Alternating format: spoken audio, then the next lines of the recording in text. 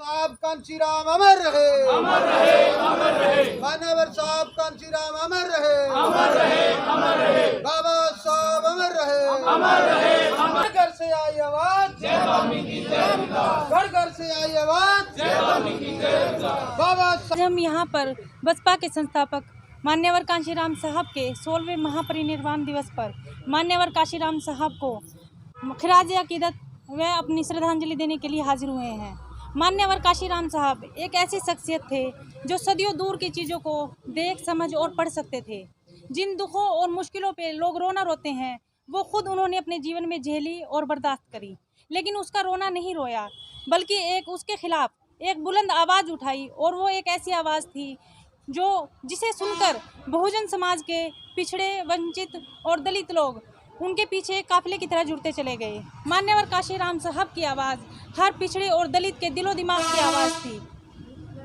बेशक से अल्फाज मान्यवर कांशीराम साहब के थे, लेकिन वो आवाज़ हर बहुजन समाज के दलित, पिछड़े और वंचित की थी। मान्यवर कांशीराम साहब की शख्सियत का जादू ऐसे कमाल का था कि जब कोई बहुजन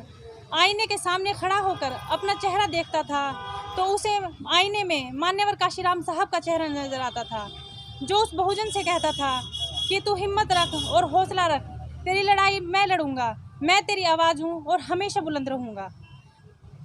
और इस मौके पर हम मान्यवर कांशीराम साहब को अपने खिराज अकीदत पेश करते हैं। आज DS4 बाम से बहुजन समाज पार्टी के जन्मदाता महामानव मान्यवर साहब कांशीराम की 16वें परिनिर्वाण दिवस जो जिला स्तरीय मनाया जा रहा है, श्रद्धा सुमन जो है कार्यक्रम के लिए श्रद्धांजलि के ऊपर, तो आज हमने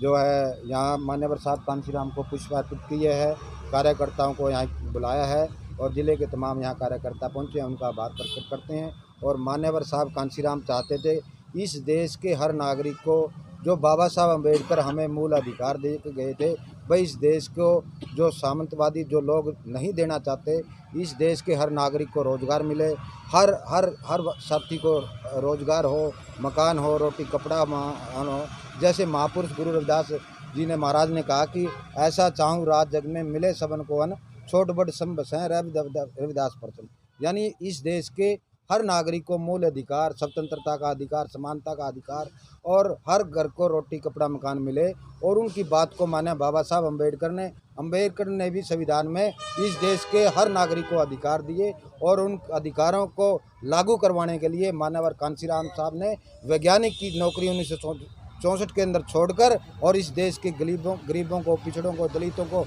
अल्पसंख्यकों को जगाने का काम किया। आज हम यहाँ जींद के अंदर इकट्ठा हुए हैं रानी तालाब अम्बेडकर चौक पे महामानव को पुष्प अर्पित करने के लिए। मेरी तरफ से जय भीम, जय भारत, नमो बुद्धाय। साहब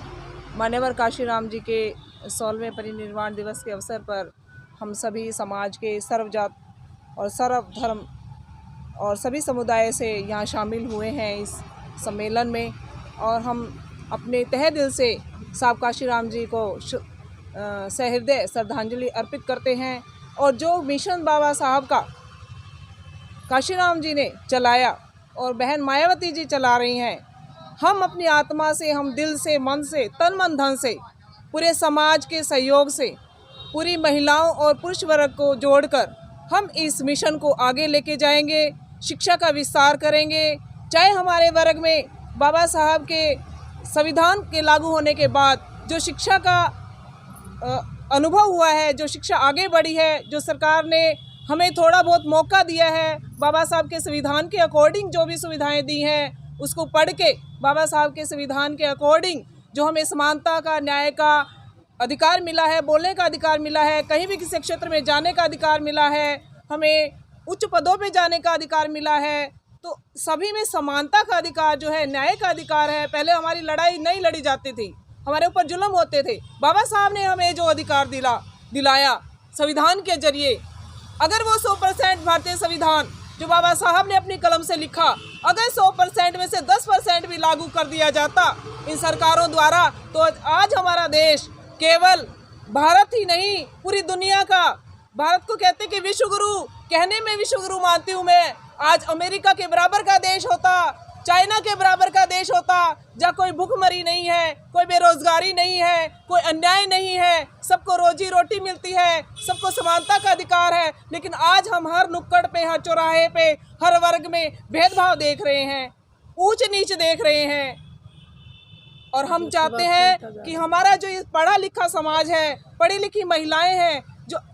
डॉक्टर है, कोई वकील है, कोई इंजीनियर है, कोई पायलट है, ये अपने समाज को और आगे बढ़ाने का काम करेगा, शिक्षा का विस्तार करेगा। वंचित जो हमारा वर्ग है, हम फ्री में उनको शिक्षा दें। सरकार फ्री में शिक्षा दे रही है, लेकिन शिक्षा तो दे रही है, टीचर भी हैं, हम अपने बच्चों को स्कूलों में भेज के राजी नहीं है। मेरी विनती है